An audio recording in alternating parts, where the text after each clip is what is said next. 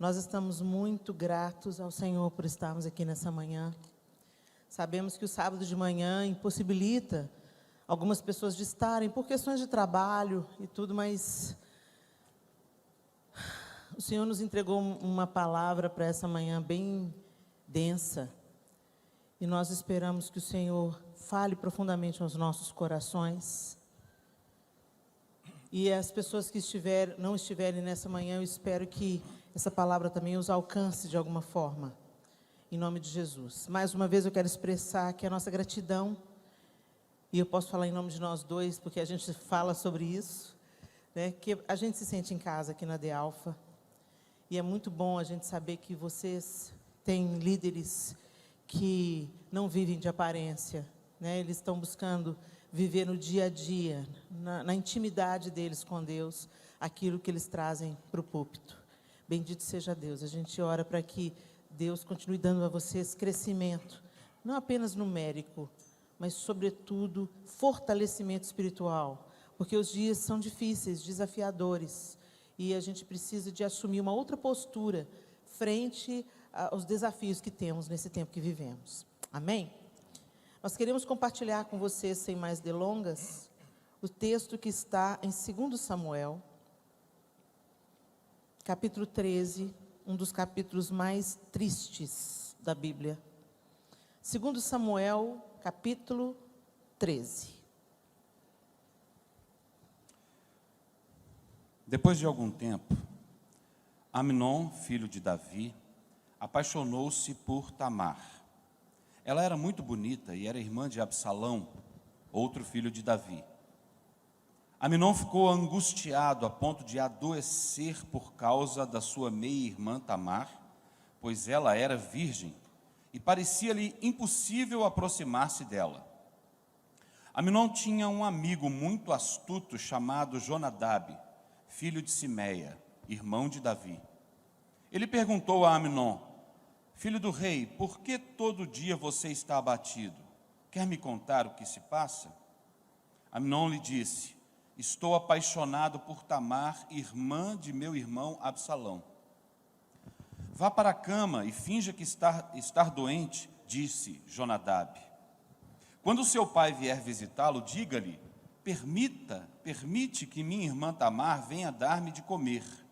Gostaria que ela preparasse a comida aqui mesmo e me servisse. Assim poderei vê-la. Amnon aceitou a ideia e deitou-se, fingindo-se doente. Quando o rei foi visitá-lo, Amnon disse: eu gostaria que minha irmã Tamar viesse e preparasse 2 bolos aqui mesmo e me servisse. Davi mandou dizer a Tamar no palácio: vá à casa do seu irmão Amnon e prepare algo para ele comer. Tamar foi à casa de seu irmão, que estava deitado. Ela amassou a farinha, preparou os bolos na presença dele e os assou. Depois pegou a assadeira e lhe serviu os bolos, mas ele não quis comer. Então Amnon deu ordem para que todos saíssem. E depois que todos saíram, disse a Tamar: traga os bolos e sirva-me aqui no meu quarto. Tamar levou os bolos que havia preparado ao quarto de seu irmão, mas quando ela se aproximou para servi-lo, ele a agarrou e disse: deite-se comigo, minha irmã. Mas ela lhe disse: não, meu irmão, não me faça essa violência. Não se faz uma coisa dessas em Israel. Não cometa essa loucura. O que seria de mim? Como eu poderia livrar-me da minha desonra? E o que seria de você? Você cairia em desgraça em Israel. Fale com o rei, ele deixará que eu me case com você. Mas Amnon não quis ouvi-la.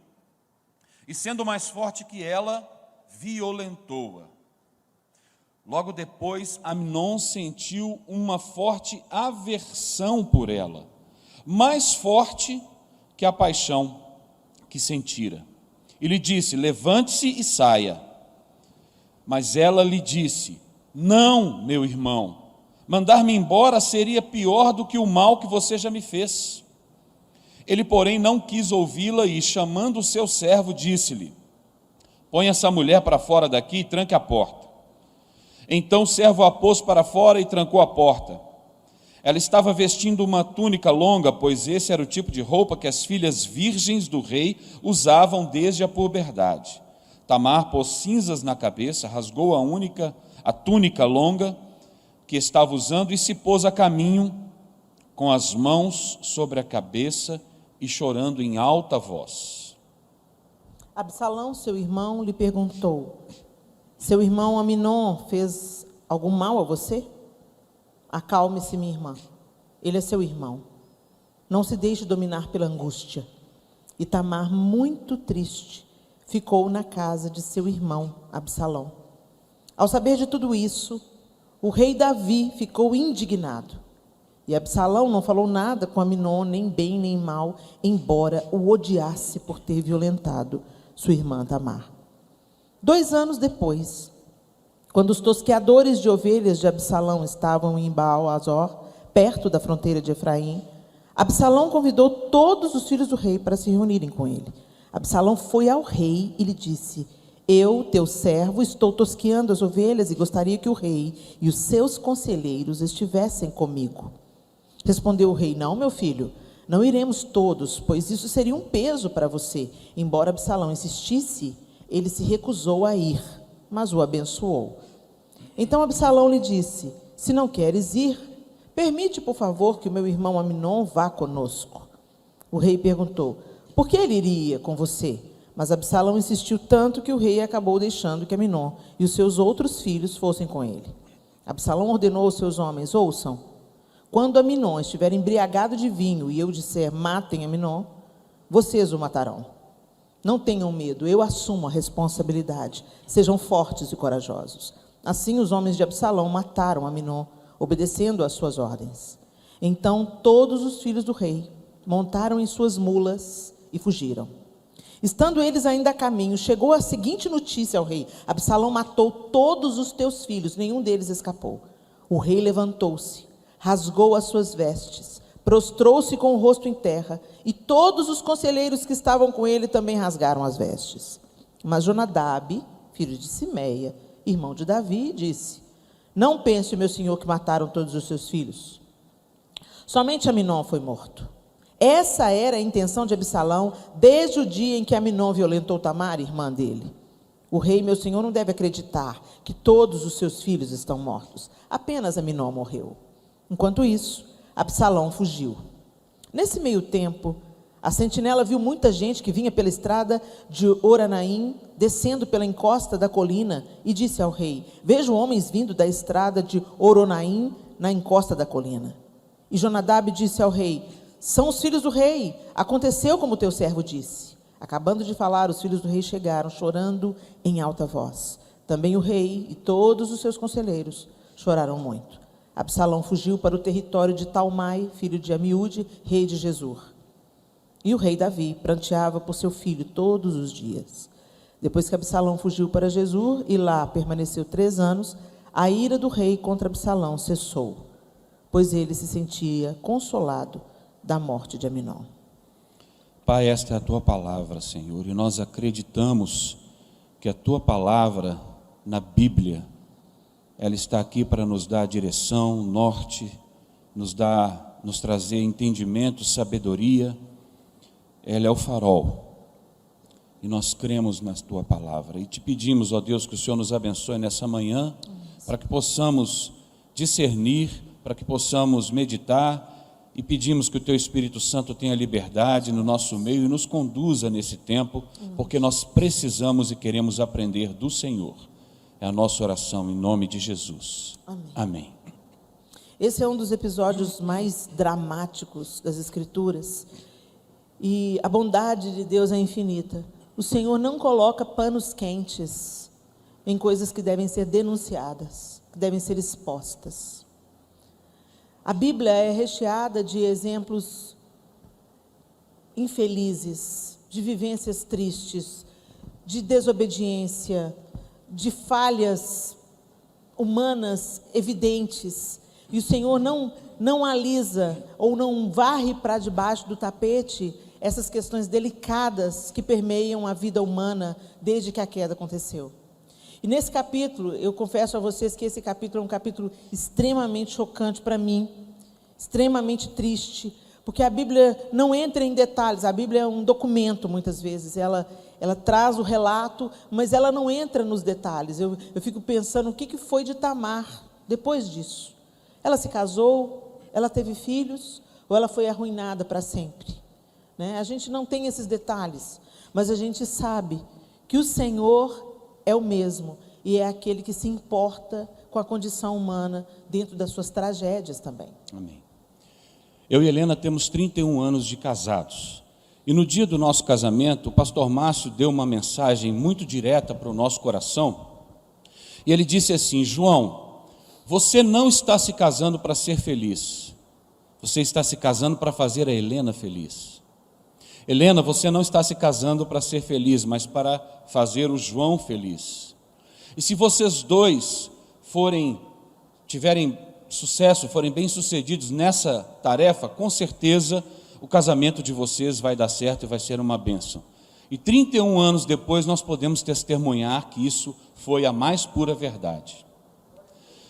Você se casou e certamente por causa disso você declarou seu amor um dia para sua esposa, para o seu marido. Ou você está noivo, algumas vezes você deve já ter declarado o seu amor. Se vocês são pais, seguramente você já declarou seu amor aos seus filhos e com certeza você também como filho já expressou seu amor aos seus pais.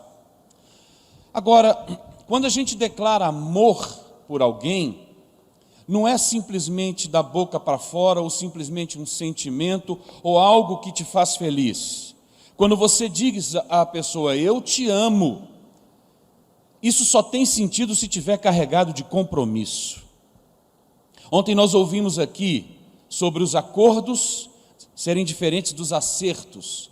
E amor tem a ver com acordo. E nós podemos enfatizar hoje aqui, tem a ver com compromisso. Se você não está se comprometendo com aquele ou com aquela a quem você diz amar, talvez você deva repensar o seu sentimento. Nós temos várias traduções. Na minha tradução, que a Helena é mais tecnológica do que eu. A minha aqui está no papel ainda. Nos versos 1 e 2, na minha tradução, em outra tradução, diz que tinha Absalão, filho de Davi, uma formosa irmã, cujo nome era Tamar. Aminon, filho de Davi, se enamorou dela. Em outro texto diz que ele a amava, por isso ele queria estar com ela. Ora, no texto, na tradução que nós lemos, eu sou mais afeito a essa outra tradução, que diz que ele se apaixonou por ela. E as reações de Absalão, de ficar doente, Aminon, perdão. As reações de Aminon, de ficar doente, de ficar debilitado, de ficar meio que desesperado, porque ele não sabia como fazer para ter Tamar com ele, mostram que aquilo na verdade era algo muito diferente de amor, mas um sentimento de querer possuir, querer se satisfazer. O compromisso, quando a gente faz com quem a gente ama, no altar, diante do Senhor, ele é um compromisso, como o pastor Márcio diz para a gente, de fazer o outro feliz. O primeiro compromisso não é satisfazer as próprias vontades, o próprio desejo e aquilo que você quer, mas é fazer pelo outro. E isso definitivamente não estava presente nessa história. E a primeira reação de Aminon, depois que ele consuma o fato, obrigando Tamar a se deitar com ele, é de desprezo. Ele imediatamente a rejeita. Ora, é claro que a paixão é algo, é um elemento que vai fazer parte do amor, que vai fazer parte do relacionamento entre duas pessoas, mas ele é um ingrediente que vai fazer parte.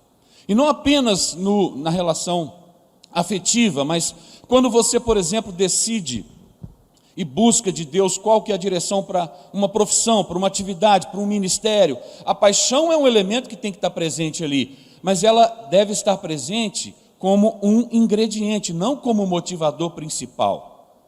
Paixão sem compromisso pode ser uma desgraça. Paixão sem consciência de limite pode ser uma desgraça. Paixão sem o sentimento de fazer pelo outro seguramente vai dar muito ruim. E o que Amnon tinha por Tamar nesse momento era pura e simplesmente paixão. Ou desejo desgovernado. A paixão, ela está atrelada a um estado de adoentamento. Se a paixão, ela não está crescendo junto com o amor, ou seja, a ideia de autossacrifício, a ideia de altruísmo, eu vou fazer por mim, mas eu também vou fazer pelo outro, né? Aquilo que Jesus disse, que melhor é dar do que receber. Então, o fundamento da nossa fé cristã, por exemplo, é um amor altruísta. Deus amou o mundo de tal maneira, então Ele deu o seu próprio Filho. Jesus nos amou de tal maneira que Ele deu a sua própria vida. Então, o amor, no modelo de Deus, é um amor que pensa no outro, tanto quanto pensa em si, ok? Então, ama o teu próximo como a ti mesmo. Então, você não vai amar o outro nem mais do que você, nem menos do que você. Você vai tratar o outro exatamente da maneira que você gostaria de ser tratado. E se nós obedecêssemos a esse mandamento de Cristo, os outros pecados não precisamos de lidar com eles, porque se eu amo o outro como eu amo a mim mesmo, eu não vou enganar, eu não vou mentir, eu não vou adulterar, eu não vou trapacear, eu não vou usar o outro como um objeto de consumo. O que está acontecendo aqui, nesse caso, é um desejo desgovernado, regendo as atitudes loucas de Amnon. E quais seriam, o que seria comparado a isso no nosso tempo? Assuntos que nós precisamos de falar, gente. Abuso sexual acontece no seio familiar. O abuso sexual, ele acontece, praticado por um familiar próximo, pai, irmão, padrasto, avós. É algo estarrecedor, assustador. Ou com alguém muito próximo à família, um amigo íntimo, um líder espiritual, alguém que tem livre acesso acima de qualquer suspeita. Eu estou falando não do que me disseram, estou falando do que eu sofri. Eu sofri abuso sexual durante 8, 9 anos da minha infância. Eu comecei a ser molestada sexualmente por um tio aos 3 anos de idade. E isso se seguiu até os 10, 11 anos de idade. Isso gerou deformidades na minha maneira de se relacionar com o meu próprio corpo, na minha maneira de me enxergar como pessoa. E o Senhor precisou de entrar com uma restauração gigante. Parte dessa restauração me dando João, que era um homem muito paciente. Vou confessar algo para vocês de cunho muito íntimo. Nós nos casamos, os dois não tínhamos tido relacionamento sexual. O contato sexual que eu tinha experimentado eram os contatos sexuais decorrentes do abuso, que eram toques que não deveriam ter acontecido, e não aconteceu um estupro porque Deus teve misericórdia, esse é o fato. Mas isso me travou completamente. Então, quando nós nos casamos, eu não conseguia me entregar ao meu marido. Eu não conseguia, a gente experimentava até um certo nível de intimidade, mas eu sentia dores horríveis. E não era nada físico, era algo causado pela dor que eu carregava na minha alma, que exigiu do meu marido muito altruísmo e muita paciência, até que nós conseguíssemos resolver as questões. Mas não foi fácil. Então, o abuso sexual, ele toca, ele destrói a vida de uma pessoa em várias áreas. Não apenas nessa área sexual que pode desvirtuar a sexualidade de uma pessoa, mas também na maneira como ela se enxerga, na maneira como ela se relaciona com o todo. Por que eu estou falando sobre isso? É porque muitas vezes nós toleramos pensamentos, desejos que preparam o abuso. Então, normalmente, quem sofreu um abuso tem grande potencial de se tornar um abusador, se isso não for tratado. Às vezes, o abusador se torna um abusador por causa da pornografia, que nós toleramos como pecado secreto, Porque só você acessa de madrugada, quando ninguém está te vendo, e você pensa que é uma coisa que toca apenas a sua vida. Não. Quando você acessa a pornografia, você muda a maneira, a programação mental, cerebral, de você lidar com a sexualidade com a outra pessoa. Então, a pornografia objetifica o outro. Então, você começa a se relacionar com a sua esposa, marido. E você começa a se relacionar com o seu marido, mulher, porque sim, mulheres estão consumindo mais pornografia hoje em dia do que consumiam há 10 anos atrás. E mais, os dados que nós temos é que a pornografia no meio das mulheres está crescendo de forma assustadora nas jovens. Sim. Adolescentes e jovens estão consumindo mais pornografia do que os rapazes. Pasmem. E isso vai gerar uma disfunção na sexualidade conforme o padrão divino. E aí a pessoa é estimulada pela pornografia. Quando ela pensa que não, ela está desejando o neto. Ela está desejando a criança. E você pensa, não, lá em casa não. Gente, está acontecendo dentro da igreja. Vamos parar de pôr pano quente num assunto tão delicado. Isso precisa de ser confrontado e tratado, e precisa de buscar ajuda. Se você está tendo pensamentos, quando você vê a bundinha da sua neta, ou a bundinha da sua filha, você está doente, e você precisa de ajuda, antes que um pensamento e um desejo impuro dê concepção ao pecado. Às vezes, a pornografia vai fazer com que você tenha a intenção de trazer para dentro do seu casamento, no relacionamento sexual, elementos que não deveriam estar ali fazendo parte, ou até outras pessoas. Circunstâncias, práticas que nós sabemos, como Tamar alertou para Amnon, que não faziam parte da conduta de Israel, ou seja, não são boa coisa. E às vezes a gente vai com uma permissividade exagerada e deixa que pequenas fagulhas entrem no nosso coração, pela internet, pela televisão, pelas conversas, por não cortar o mal pela raiz. E aquilo vai tomando conta de você, e quando você se atenta, se é que você vai chegar nesse ponto, você já está permitindo algumas coisas. E a paixão ou o desejo desgovernado começa a ganhar presença na sua vida. Isso pode ser uma grande desgraça lá no futuro. Muito, gente. E por que a gente está abordando esse assunto? Porque eu acho que a gente nunca viveu um tempo onde estão acontecendo tantos escândalos nessa área dentro da igreja. Antes era uma coisa lá de fora. Era uma coisa que você ouvia a notícia, que tragédia, gente. Como é que faz falta Jesus na vida dos outros? Mas, gente, estar dentro da igreja não significa que a pessoa nasceu de novo. Às vezes nós temos contato com a fé, nós gostamos do ambiente da igreja, é um ambiente saudável, é um ambiente ético, você gosta da música, você gosta do acolhimento, das amizades que você constrói aqui, mas você não nasceu de novo. Então você está vulnerável às inclinações da sua carne, motivadas pelos disparos, né? Os gatilhos que entram na sua vida, por aquilo que entra pelos seus olhos, pelas conversas que você tem, e você pensa, não, isso nunca vai acontecer comigo. Quando você pensa que não, um pastor, acima de qualquer suspeita, é abusador.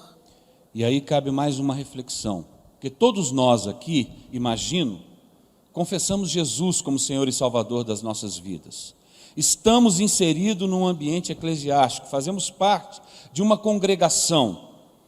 Então, num certo sentido, a gente, até que inconscientemente, a gente pensa assim, eu preciso demonstrar certo comportamento, eu preciso garantir certa aparência, porque afinal de contas, eu faço parte da igreja tal, eu sou ministro tal, eu faço parte de tal grupo, então eu não posso revelar os meus sentimentos assim de qualquer maneira, porque o que vão pensar de mim? E às vezes isso acontece entre o próprio casal, que deveriam ser os melhores amigos um do outro, a ponto de abrir o coração acerca de qualquer assunto, e principalmente se é algo que está tomando o seu coração, que pode levar a um problema grave no casamento ou na família, porque um adultério, um abuso sexual ou qualquer outra situação movida pela paixão, não vai afetar apenas as pessoas envolvidas ali, mas toda a família, todo o entorno. E às vezes você fica com receio de abrir o seu coração, porque o que minha esposa vai pensar de mim se eu falar que eu estou sendo tentado por algo uma série que eu estou assistindo, está me levando a querer consumir pornografia? Como é que eu vou abrir meu coração para minha esposa? Ela vai me chutar daqui, ela não vai me compreender. Mas se você não abre o coração com aquela que deve ser a sua melhor amiga, é uma situação que vai crescendo, crescendo, crescendo, a ponto de você ficar cego, absolutamente cego e surdo, e desejando apenas consumar aquele fato como Amnon estava, porque Tamar por 2 vezes pelo menos ela o alertou: não, meu irmão, não faça isso. Mas já não havia mais ali espaço para uma conversa, para uma reflexão, deixou chegar num ponto extremo. Então não deixe chegar a esse ponto, abra o seu coração.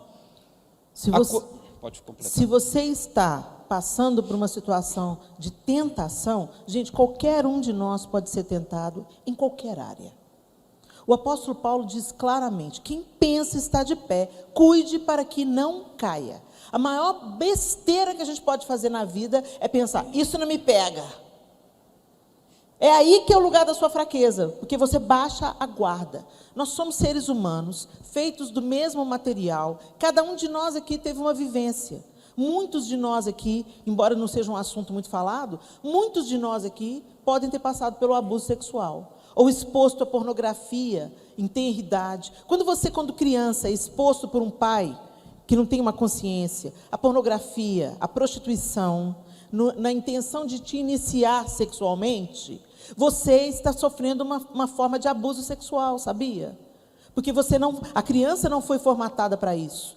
E pais, querendo garantir a masculinidade dos seus filhos, o expõem à pornografia. E isso vai distorcer a maneira como essa criança vai vivenciar a sexualidade.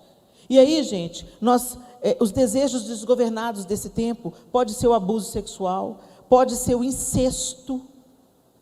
Gente, abuso sexual é estupro acontecendo entre irmãos mais velhos que estupram as irmãzinhas. Eu tenho uma amiga que foi estuprada pelo irmão mais velho. Estuprada. Pornografia, não menospreze o poder de destruição dessa indústria maligna, demoníaca. Não queira trazer elementos de apimentar o seu casamento pela pornografia. Você está permitindo que Satanás coloque as patas imundas naquilo que Deus criou para ser belo, sublime e extremamente prazeroso. Vá no trono da graça e fala: Senhor, eu quero fogo no meu casamento. Amém. É isso. O Senhor se importa com a sua sexualidade. O Senhor nos colocou... o Senhor deu um clitóris para uma mulher, gente. Ele não tem nenhuma outra função a não ser criar alegria e prazer. Então Deus se importa sim com a nossa sexualidade. Ele quer que a gente vivencie uma sexualidade saudável, normal, porque através disso vem a bênção do Senhor. E o contrário é verdadeiro. Satanás não criou o sexo, mas ele emporcalhou, ele se apoderou do sexo e hoje faz do sexo ferramenta de destruição. Não menospreze a pornografia. É um vício. Muda a sua programação cerebral, precisa de ajuda terapêutica, precisa de ajuda pastoral, as suas coisas têm que ser conversadas, você tem que confessar pecado para sua esposa, diminuir os dispositivos que facilitam o acesso à pornografia.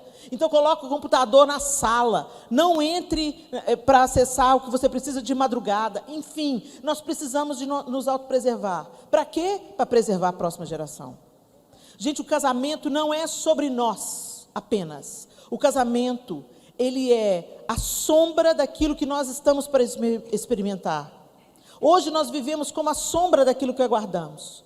Por isso que no céu não se casam nem se dão em casamento, porque o grande casamento vai acontecer. E o que nós vamos experimentar com Cristo, como a igreja, e Ele, o noivo, é indizível. Nem olhos viram, nem ouvidos ouviram, nem jamais penetrou no coração humano.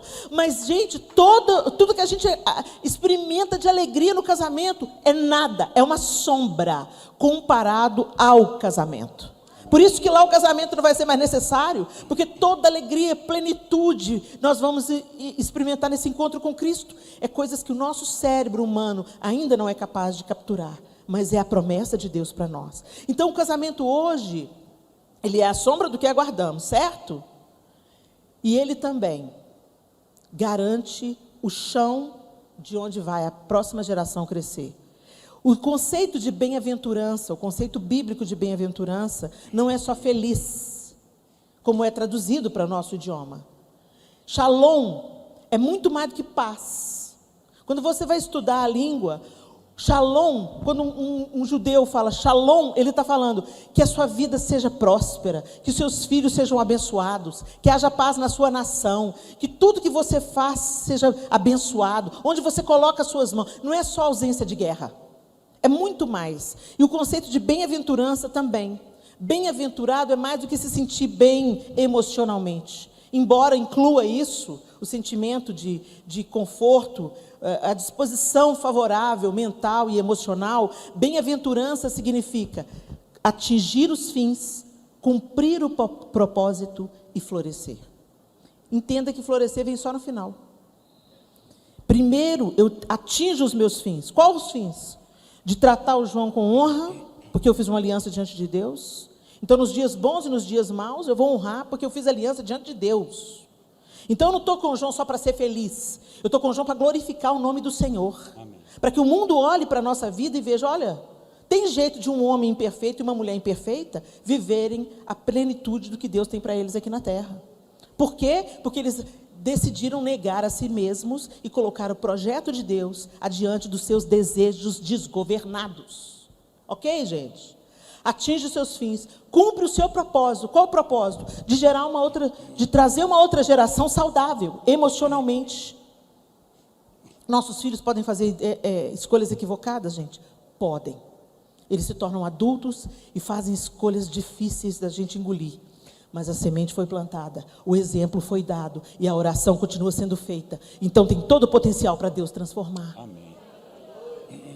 Cumpre os seus propósitos e floresce. Hoje eu experimento com o João, com 31 anos de casado, alegria em todas as áreas que eu não experimentei quando eu tinha 2 anos de casado. Amém. Floresce. O melhor vinho fica para o final. Então, acredite, semeie, cultive, porque não dá para comer uva boa se você deixa a parreira encher de praga. Por isso que fala, tua esposa qual vinha fecunda no recesso do seu lar. Cuida do vinhedo se você quer uva doce, querido. Isso aí. Então é tempo da gente rever o que está no nosso coração, né? Para onde está indo o nosso empenho, o nosso esforço? Se é em satisfazer apenas aquilo que está crescendo como desejo, ou se é fazer com que aquele a quem a gente diz amar seja feliz, proporcionar felicidade. Tem muita gente hoje em dia, e nós vivemos num período em que as pessoas pensam mais em si mesmas do que em qualquer outra coisa ou outra pessoa, né? O egoísmo, o egocentrismo, o hedonismo faz parte de toda a mídia e propaganda, aquilo que você escuta, está querendo te levar a isso. E aí você vê muitas pessoas hoje que querem se casar, mas não quer ser marido, assumir o compromisso. Querem se casar, mas não quer ser esposa, assumir o compromisso de ser esposa. Querem ter filhos, mas não querem assumir o compromisso de serem pai e mãe, que é o que os filhos precisam.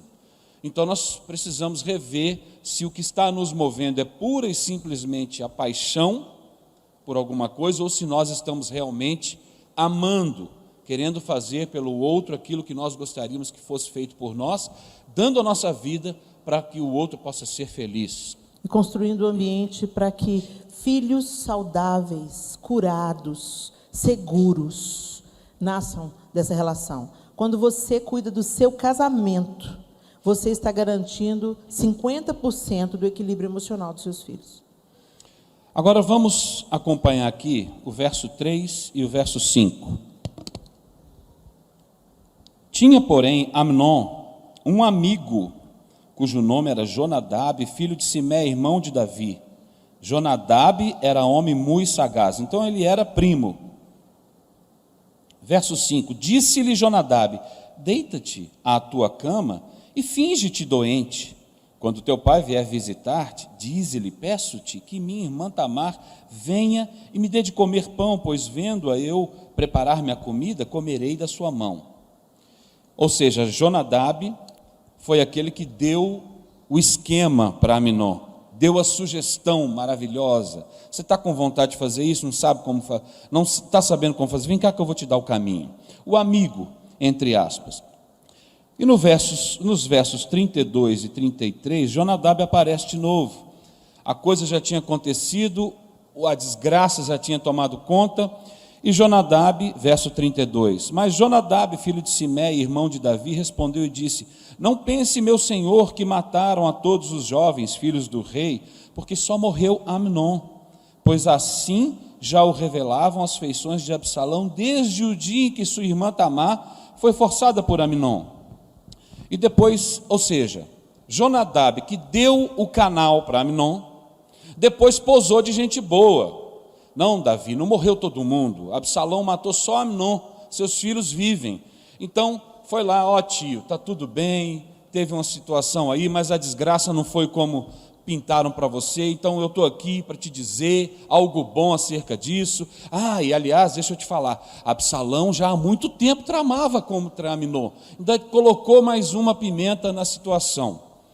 Esse Jonadab era primo, era alguém que convivia ali, era alguém da família, mas era alguém que se aproveitava das circunstâncias e camuflava a sua verdadeira personalidade diante de quem poderia considerá-lo, mas sorrateiramente dava sugestões e tinha atitudes que levavam, no caso específico, levou Amnon a levar a cabo aquela sua paixão, aquele seu desejo.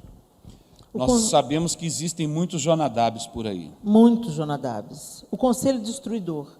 Então, o primeiro elemento do texto, a gente viu o desejo desgovernado. O segundo elemento é o conselho destruidor. Quanta gente tem na nossa vida que dá conselho de morte? Aquela amiga que fala assim, esse casamento seu está ruim demais, a fila anda, esse homem não te merece, divorcia. Jonadab, ele apareceu para ajudar seu primo a cometer um crime. Quanto conselho de destruição a gente escuta? Às vezes por pessoas da família, pessoas que amamos, pessoas queridas, ou amigos próximos, que dão um conselho que é contrário à verdade de Deus, à palavra de Deus. Gente, a palavra de Deus diz que leais são as feridas feitas por aquele que ama. Quem te ama de verdade vai te alertar quando vê um abismo. O bajulador é aquele que lambe o chão que você pisa até que você escorregue e caia. Nós não precisamos de gente aplaudindo o nosso fracasso. Hoje a gente gosta de ter gente perto, gente que bajula, gente que fala, como você é demais, como você é uma bênção, como a sua palavra me abençoa. A palavra de Deus diz que o coração do homem é provado pelos elogios que recebe. Leais são as feridas feitas por aquele que ama. Aquele amigo que fala assim, você está entrando num caminho furado. Abaixa a sua bola aí que é Deus que está te usando, não é você não. Sabe? Aí o povo pensa, essa fulana está com inveja. Porque a gente foi treinado para ouvir bajulação. A gente gosta de ouvir palavra de baba-ovo. Que alimenta a nossa alma. E foi isso que Jonadab fez. Você está com desejo? Igualzinho Satanás. Satanás se apresenta na nossa necessidade. Quando ele foi tentar Jesus, ele identificou a necessidade. O que Jesus está? Com fome, com sede. Então, Senhor, transforma as pedras em pães. Satanás brota na necessidade e te oferece. Tem muita gente pensando que é palavra de Deus, o que é palavra do diabo, que é conselho de Deus, o que é conselho do diabo. Mas como que temos que discernir? Pela palavra. Satanás usou a palavra para tentar Jesus, e Jesus rebateu com a palavra, dizendo, a palavra diz isso sim, mas também diz, não só de pão viverá o homem, mas de toda palavra que procede da boca de Deus. Tem gente que vem com palavras agradáveis aos nossos ouvidos, que casam com o nosso desejo desgovernado. Vai lá, divorcia. A fila anda. Larga esse filho para lá. Você vai preocupar com o filho? Filho, cresce, casa e te esnoba. Vai viver sua vida. Vai viver seu projeto profissional. Deixa que a babá cuida dos filhos. E a gente começa a ouvir. Você tem que fazer alguma coisa por você. Porque se você não amar você mesmo, como é que você vai amar o outro? São meias verdades. Cuidado com as meias verdades. Gente, engano é o que parece verdade, mas é mentira. Satanás não é óbvio nas suas mentiras. Então você precisa conhecer as Escrituras. Por isso que ler a Bíblia não é uma questão de religião, é uma questão de sobrevivência. Você só identifica a mentira quando você está cheio da verdade. Jesus estava cheio da verdade, por isso ele foi na lata de Satanás. Aí a gente vai ler a Bíblia e tem sono. Então os Jonadab se instauram.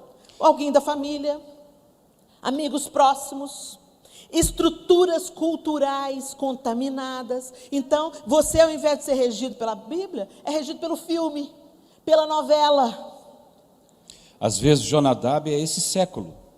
E o diabo, ele é um marqueteiro muito bom. Muito bom. Eu imagino que se a gente tiver a oportunidade um dia de chegar no inferno, eu imagino o inferno com um letreiro em neon brilhando.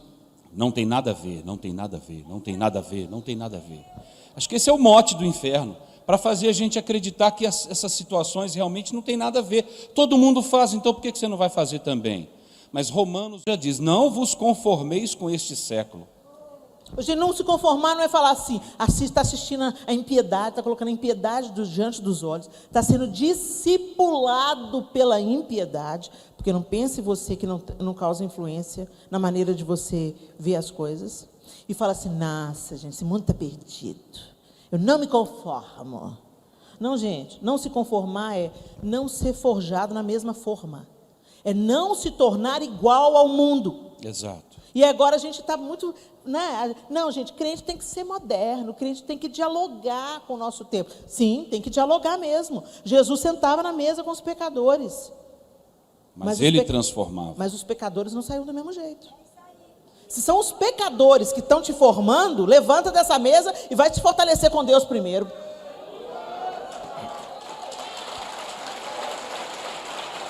Agora, a gente entende isso muito facilmente quando a gente está confortavelmente sentado e ouvindo esse tipo de mensagem. Não é verdade? Mas na hora da crise, na hora do aperto, é aí que nós não devemos nos conformar. Porque na hora do aperto financeiro, alguém vai chegar para você e vai sugerir para você uma falcatrua ou uma coisa ilegal, mas socialmente aceita, para você passar a perna no imposto de renda, por exemplo.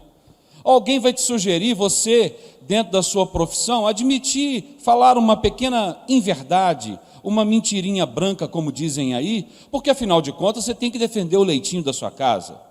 Ou alguém vai chegar para você e falar que você começar a consumir determinadas coisas, como, por exemplo, pornografia, não tem problema nenhum, afinal de contas, a gente tem que relaxar de vez em quando, a gente trabalha tanto. Então, esse tipo de sugestão são Jonadabes que vão aparecer na sua vida. E não se engane, na hora da dificuldade, na hora da falta, na hora da crise, é que eles aparecem com mais força, porque você está mais vulnerável. Então é necessário a gente se fortalecer no Senhor, para a gente não dar ouvidos às sugestões desse século que vão fazer você tomar atitudes extremas. É tão interessante que o Jonadab percebeu que Absalão já estava tramando alguma coisa contra Aminon. Foi isso que ele disse para Davi. Desde que aconteceu, Absalão está de olho. Então, por que ele não avisou Aminon? Não é muito amigo? Por que ele não falou, Aminon, não vai na casa de Absalão não, cara. Esse cara quer te matar. Ele está com ódio de você. Aqui, por que você não vai lá se humilhar diante de Absalão? Você pisou na bola, cara. Vai lá se humilhar diante de Absalão e pede perdão, implora o perdão dele. Com certa situação com Tamar. Não foi isso que ele fez. Ele ficou calado, percebeu tudo. E outra, o texto não diz para a gente nenhuma sensibilidade. Era tão amigo, mas não sofreu nada. Não, foi somente Aminon que morreu. Não mostra ele, puxa, abatido. Aminon morreu.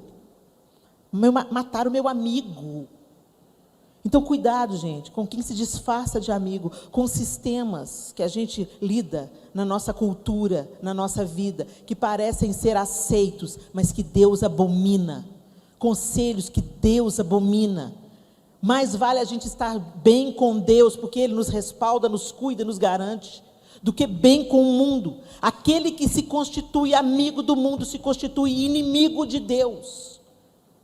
Não estou falando que a gente tem que ser antissocial e achar que a gente é superior às pessoas, porque nós não somos. Não é, o Evangelho não nos torna superiores a ninguém, apenas pecadores que agora têm noção do seu pecado. Essa que é a diferença. Hoje nós temos noção que somos pecadores e precisamos de perdão. O outro é pecador igual a gente, só que não tem noção de pecado e não está caminhando para a santificação. Só isso, porque nós não somos superiores. Então nós temos que interagir com as pessoas, tratando-as com honra, com decência, com amor, porque o padrão que Jesus colocou é como eu vos amei, que vos ameis uns aos outros. Ou seja, nós não tínhamos condição de ser amados e o Senhor nos amou. Então é para você amar quem não tem condição de ser amado. Agora, você não vai acatar o conselho daquele que não anda no conselho do Senhor. Aquele que te dá um conselho, mesmo que seja um líder espiritual, se ele está te aconselhando a fazer o que a Bíblia fala o contrário, não faça, porque me importa agradar a Deus do que agradar os homens. Vamos para frente? Vamos para frente. Queríamos observar mais um personagem dessa história, que é Davi. Ele aparece no início da situação, quando ele permite que Tamar vá servir ao seu filho Amnon. Ele pede para Davi, Davi permite. Depois ele aparece lá no final também, já lamentando pela possível perda dos filhos, e pranteia a morte de Amnon, que era o seu primogênito. Mas, no calor do problema, Davi aparece citado aqui em um único verso, o verso 21, que na minha tradução diz o seguinte: ouvindo o rei Davi todas estas coisas, muito se lhe acendeu a ira. E ponto final. Essas coisas aqui no verso 21 é a atitude que Amnon teve com Tamar. Quando Davi ouviu, a Bíblia diz que ele se irou profundamente. E ponto. Não diz aqui se Davi tomou alguma atitude. E nós sabemos, capítulos anteriores a esse, do pecado de Davi com Betseba, onde ele cometeu adultério e assassinato numa única história. E a gente sabe a sentença que o Senhor trouxe a Davi através do profeta, e era uma sentença dura, pesada, apesar do arrependimento de Davi. A sentença diria que que a espada não se apartaria da casa de Davi, ou seja, da família de Davi. O Senhor já tinha dito que ele experimentaria.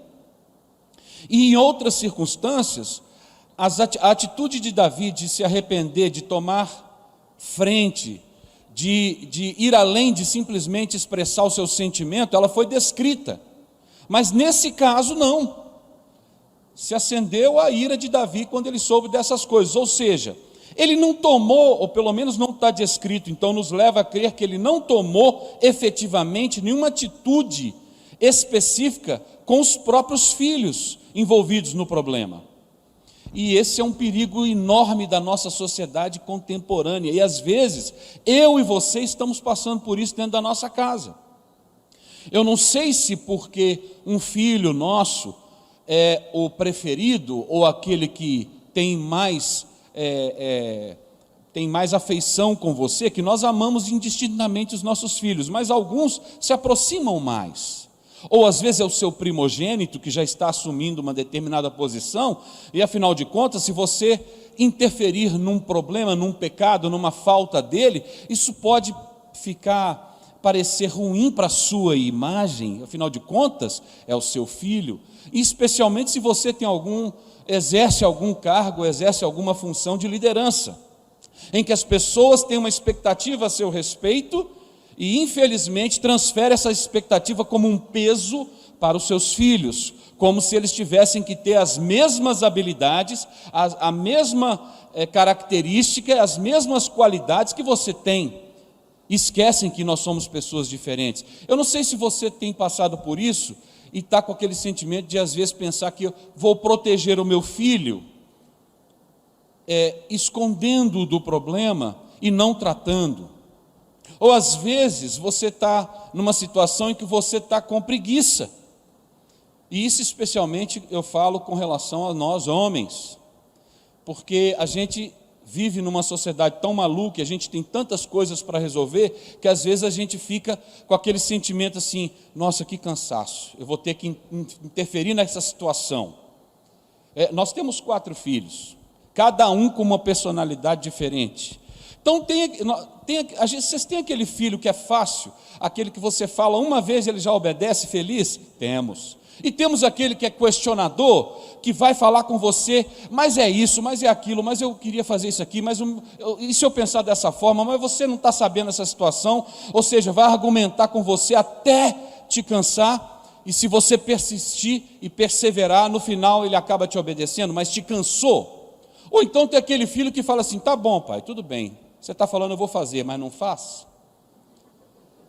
Então são vários, lá em casa tem para todo gosto. Para todo gosto. E não quer dizer que um é melhor do que o outro, não, eles são diferentes. E nós, como pais, nós temos que assumir a responsabilidade de lidar com todos eles. E no nosso caso, tem um que é esse argumentativo. É esse que dá nó em pingo d'água. É esse que pega. Nó em pingo d'água é a expressão mineira, vocês entendem? Ou seja, ele pega aquele negócio que ninguém está vendo e pum, ele joga lá. Às vezes não tem nem a ver com o assunto em questão, mas é alguma coisa que pode fazer com que ele cresça na argumentação, ele vai jogar. Porque ele quer fazer com que a gente concorde que uma atitude dele ou um desejo dele que nós estamos dizendo que não é para fazer, que a gente libere. Eu tenho esse aí. E quando eu tenho que chamar a atenção desse, agora, nem tanto, porque ele já está adulto, graças a Deus. Nasceu de novo, aleluia. Então, hoje nós vivemos uma situação muito mais tranquila com ele. Mas na adolescência, vocês podem imaginar? Deixa eu só abrir um parênteses aqui, meu bem. Filho de crente não é crentinho. Ok, gente? Nossos filhos precisam de uma experiência de novo nascimento. Nós vamos gerando isso espiritualmente, nós vamos orando e nós vamos, como o pastor Jairo falou muito bem, nós vamos dando um exemplo. É com a nossa vida que a gente planta sementes. Mas eles estão mais de olho naquilo que a gente está fazendo do que aquilo que a gente está falando. E eles são os primeiros que identificam a hipocrisia. Exato. Ou seja, um discurso diferente da prática. Porque okay? eles convivem conosco, eles sabem exatamente como que a gente reage em todas as situações. Agora, quando eu vi que esse filho nasceu de novo e continuou argumentando, aí o Senhor me falou, entendeu? Eu preciso dele assim, eu forjei ele assim, ele é assim para o meu propósito. Então, não reclama do seu filho não, aquilo que te desafia hoje, está dentro do propósito dele, para a glória de Deus. Amém. Preocupe-se em orar e gerar espiritualmente esse filho com seus joelhos, aquilo que você gerou com o ventre, que você gere com os joelhos, para que ele encontre o seu propósito, e aí vai ficar muito mais fácil, aí tudo faz sentido, aí quando ele começa a argumentar, você, aleluia Jesus, agora é para a glória do seu nome. É o momento de você puxar a flecha e retesar, você vai ter que fazer muita força, e vai ter que perseverar para poder colocar a mira certa para depois lançar. Primeiro você puxa para trás, depois você solta. Mas esse na adolescência dava muito trabalho, um trabalho psicológico, mental, de argumentação. Obrigada, então se eu tinha que corrigi-lo, ou se eu tinha que interferir, ou se eu tinha que dizer um não para ele, eu já respirava fundo. Mas eu não podia fugir à minha responsabilidade. A responsabilidade era minha. Ele não me mandava lá, vai lá, Helena, resolver. Você tem mais palavras do que eu, vai lá. Ou então eu podia dizer, quer saber? Tá ok, pode ir, pode fazer. Seria mais ou menos como ficar aborrecido, chateado, irado, inconformado e não fazer absolutamente mais nada. Como provavelmente foi o caso de Davi com Aminon. Omissão. Então nós precisamos, como pais, assumir essa responsabilidade. Você tem um filho difícil? Gasta mais tempo com ele. Agora, você tem um filho que é gente boa, que está bem, que não te dá trabalho, que só te dá alegria, que te obedece rapidamente? Gasta tempo com ele também. Porque a gente tem uma tendência de dar atenção para o filho problema E não, fulano já está resolvido. Não, fulano já está resolvido. E o diabo vai semear onde está sem proteção. Ele vai atacar a mente daquele que aparentemente já está ganho. Não, gente. Vocês que têm mais de um filho, seja intencional em ter tempo com cada um deles. Ah, mas dá trabalho. Tudo que vale a pena na vida dá trabalho. Então você não pode se omitir, seja porque você está cansado e não quer ter aquele esforço, aquele embate, ou seja porque você acha que está tudo bem. Então, esse aí já é meu, então eu vou me omitir porque está tudo bem, eu não preciso gastar tempo com ele. A omissão, ela pode fazer um estrago enorme. Preguiça de confrontar, acreditar que o tempo resolve as questões. Gente, tempo não resolve coisa nenhuma. Tempo pode até diminuir a raiva, mas não resolve o problema. Vocês entenderam o que aconteceu nesse episódio familiar? Davi não fez nada, ele tinha que ter feito alguma coisa, pelo amor de Deus. Talvez se Davi tivesse se posicionado, o ódio de Absalão teria sido aplacado. Não, meu pai fez alguma coisa. Meu pai puniu, meu pai resolveu o problema. Meu pai entrou e foi severo com Aminon. Meu pai resolveu a situação de Tamar. Gente, o texto diz que Tamar foi morar na casa de Absalão. Você imagina, eu olho para o meu pai não faz nada. Eu olho para o abusador da minha irmã, ele está vivendo a vida doidado, curtindo a vida doidado. E eu olho para minha irmã, eu estou vendo ela definhando dia após dia dentro da minha casa. É claro que esse cara ia desenvolver ódio.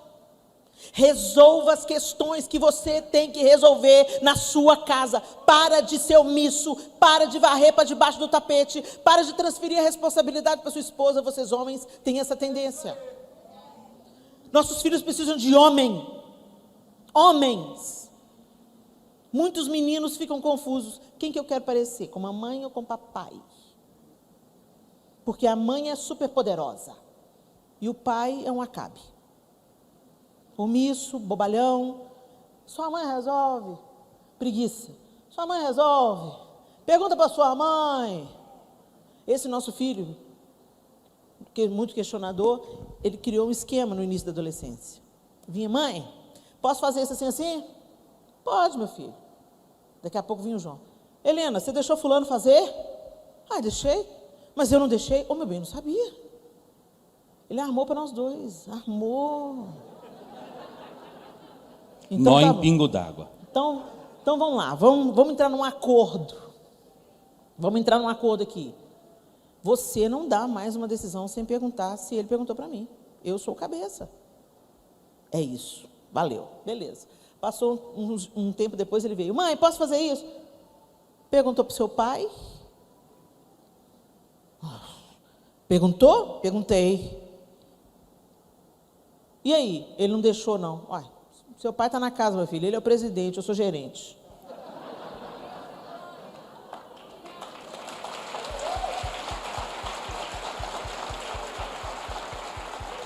Isso não tira nada da minha liderança feminina. Isso não tira nada dos meus dons. Não é uma briga por poder se eu tenho autoridade. A minha autoridade de mãe não pode atropelar a autoridade do pai. Muito pelo contrário, é a mãe que apresenta a autoridade paterna para o filho. Se você fala para o seu filho, não, deixa que eu resolvo, seu pai não resolve nada. Não, seu pai está ocupado, deixa que eu que mando. Você está criando uma cobra. Não pensa que o seu menino vai ouvir isso e aos 18 anos, quando precisar do pai dele, falar, não vai. Ele vai bater a porta e falar, eu vou, você não manda em mim. Você criou, mulher. Nós é que entregamos a autoridade masculina. Fala para o seu pai. Se o seu pai falar, tá. Aí beleza. Aí E quando ele vier falar com você, pai, tome a sua postura, tome a sua posição e oriente, assuma a responsabilidade, porque tem pai que fala assim, fala com sua mãe, o que ela resolver tá bom. Não transfira. Aí, passou um tempo, ele veio de novo. Ô mãe, ele veio com outro tom. Eu estava querendo ir na casa de fulano, não sei o quê, papapá, eu ouvi a história toda, falei, que legal, eu acho bacana. Mas fala com seu pai. Que palhaçada é essa agora, mãe? Tudo agora é falar com o papai. Eu falei assim, meu filho, você não entendeu? Que parte você não entendeu? Nós somos uma equipe. Eu e seu pai somos um time. Se a gente não está em concordância, como é que vocês vão ter equilíbrio nessa casa? Eu tomo decisões quando o seu pai não está em casa. E em alguns assuntos, eu não vou tomar decisão sem falar com ele. Então aprenda, seu pai é a maior autoridade dentro dessa casa. Gente, isso curou os nossos filhos. Por quê? Porque eu tenho um temperamento autoritário e mandão. Se eu não cedo, se eu não fico atrás, né? Se eu não reconheço que eu não preciso de disputar poder, mas eu posso desfrutar da liderança gentil do meu marido, como a igreja desfruta da liderança de Cristo, eu vou ferir a minha família. E eu vou criar um homem omisso. Ok? O João já falava comigo, não dá folga para homem não, porque o homem já é naturalmente folgado. Então, é isso, eleva a autoridade desse homem, afirma a autoridade desse homem diante dos filhos. Se vocês têm alguma discordância, porque vai rolar, que discutam isso longe dos olhos dos filhos. Cheguem a um acordo sem disputar poder na frente dos filhos, porque isso faz mal para eles. Agora, não se omitir e assumir a sua responsabilidade, exercer a sua autoridade, também não significa você sair pisando em todo mundo. E também ignorando e deixando de lado aquela que Deus colocou na sua vida para ser o seu sustento, para ser a coluna de Deus na sua vida. Ou seja, a forma como você lida com a sua esposa, honrando-a, cuidando dela, considerando-a, também vai fazer diferença na observação que os filhos terão. Eles também vão avaliar e observar como que se dá essa relação de autoridade, que é indicada pela mãe em relação ao pai e exercida pelo pai como uma liderança gentil sobre a família, e não uma liderança usurpadora, uma liderança opressora, autoritária, que coloca os seus próprios interesses à frente dos da família. O nosso papel é cuidar, é amar, é dar a nossa vida se for necessário. E isso também vai ser aprendido pelos filhos. Muito bem, então dentro da omissão nós temos a preguiça de confrontar, acreditar que o tempo resolve questões e fingir que nada está acontecendo. Nós precisamos de ter a coragem que Davi não teve para limitar a ação do nosso inimigo dentro da nossa casa. Só mais um pitaquinho aqui, que eu me lembrei e não queria deixar passar. Nós temos que tomar decisão. Mas nós homens, nós somos muito objetivos. Nós temos foco, a gente tem um objetivo, um foco, a gente mira e vai e resolve e está lá, perseguindo. E muitas vezes a gente não percebe as situações ao derredor. E isso já é uma característica feminina, muito mais. Então a esposa, a mãe, ela vai ter determinados olhares e vai perceber determinadas circunstâncias que vão passar batidonas para nós. Então, você vai ser muito sábio se você der ouvido, se você buscar conselho, se você quiser saber a perspectiva da esposa e principalmente se você considerar, porque vai abrir os seus olhos para circunstâncias que você não está vendo, porque você está muito focado, e isso é bom, mas o que lhe falta está sendo suprido na vida da sua esposa, e você tem que usufruir disso, senão não vai funcionar. E finalmente, gente, para a gente fechar, a consequência. Quais as consequências que chegam quando os desejos desgovernados regem as nossas atitudes? Quando o conselho destruidor, disfarçado de refrigério, muitas vezes, entra na nossa casa? E quando a omissão passa a ter um lugar cativo na nossa vida? As consequências vêm. Às vezes a gente pensa que o diabo está cirandando. Não, não é o diabo que está cirandando. O tempo da colheita chegou. Você semeou a omissão, você deu vazão aos desejos desgovernados. E aí, então, o problema arrebentou, a bomba arrebentou na sua cara. Aí a gente vê o que aconteceu no contexto de Davi. A desonra e a dor de Tamar. Gente, a gente não consegue imaginar, só quem já passou vai saber dizer o que é ser estuprado.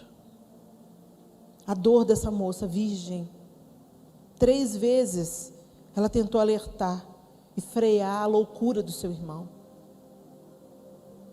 Não faça isso. Se você falar com o rei, porque ela era meia-irmã, A gente vê outros exemplos na Bíblia. Sara era meia-irmã de Abraão. Naquela cultura, se não era filho do mesmo pai, da mesma mãe, podia ter um casamento. Se ele queria tanto, se era amor, por que ele não falou com Davi? Não era amor. Era desejo desgovernado, egoísta, satânico. Ela alertou ele por 3 vezes. Não faça isso. Se você falar com o rei, ele pode me permitir casar com você. Vamos fazer as coisas direito. Depois ela fala, não faça isso. Isso não é usual no nosso povo. Você vai cair em desgraça em Israel. E depois que ela já tinha sido estuprada, ela falou assim, não faça isso, não me expulsa da sua presença, porque você vai estar conseguindo tornar pior tudo que você fez de horrível até agora. A dor dessa moça. O que os nossos filhos vão sofrer pelo nosso adultério? A gente chama demônios para nosso relacionamento quando você desonra a mãe deles. Você já viu a história? O pai traiu a mãe, e aí o filho trai a namorada, e assim vai. O adultério entra. Gente, por que vocês acham que Deus mandava matar os adúlteros no Antigo Testamento? Para interromper o ciclo de desgraça que ia começar a partir de então. Então não é só sobre meu corpo, minhas regras, meu desejo. Não, é sobre a próxima geração. Não abra portas para os demônios tomarem os seus filhos, saquearem a sua casa e gerarem dores que nem o terapeuta cura. A morte de Aminon, primogênito de Davi, foi assassinado. O desejo dele custou a vida dele. O salário do pecado, gente, continua sendo a morte. Às vezes não é a morte literal, mas é a morte dos sonhos, a morte da vida. Você vira um zumbi. Você está vivo, mas vivendo uma situação de tanta tragédia, de tanta desgraça, que muitos preferiam estar mortos.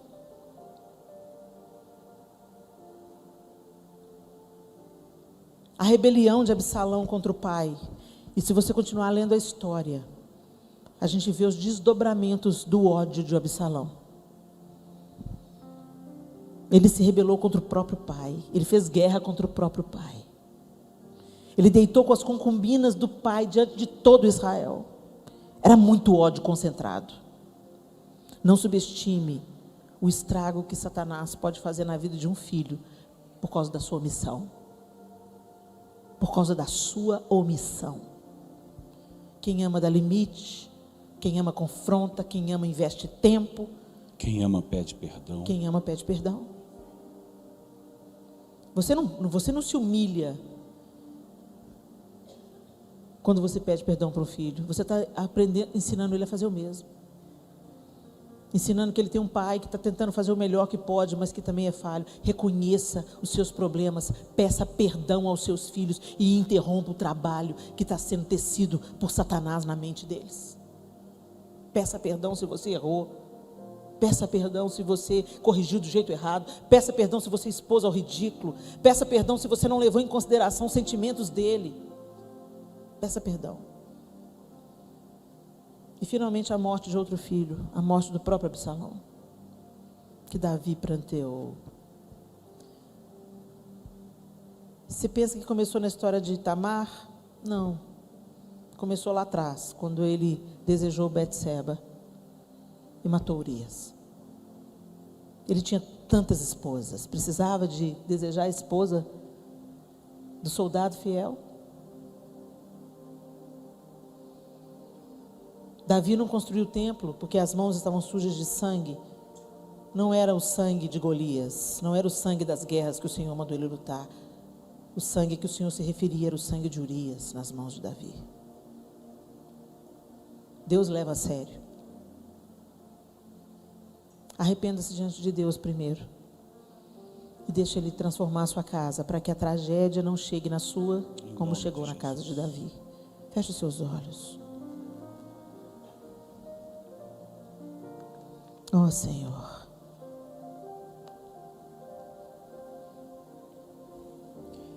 Pai, Nós abrimos o nosso coração nessa manhã e nós te pedimos, ó Deus, contempla-nos. Amém, Senhor.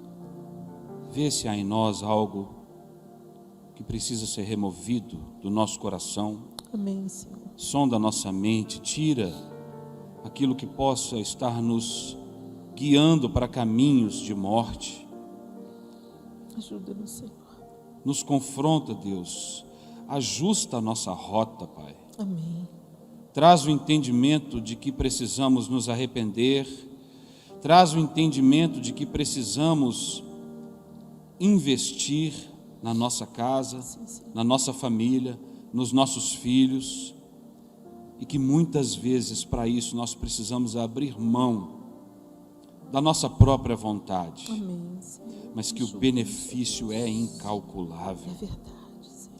Que a bênção do Senhor seja uma realidade nas nossas vidas. Em nome de Jesus. Que a ousadia dos homens e mulheres aqui seja marca e seja algo que vai aparecer para tomar decisões que muitas vezes vão parecer loucura para este mundo, mas que estão dentro do plano do Senhor e vão alcançar o coração dos nossos filhos, coração da nossa esposa, coração do nosso marido, coração dos nossos pais.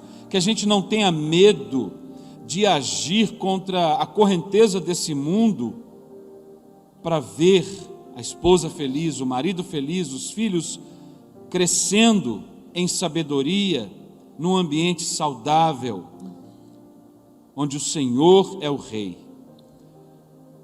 Tem misericórdia de nós, ó Deus, e nos dê força para tomar as decisões que precisamos tomar.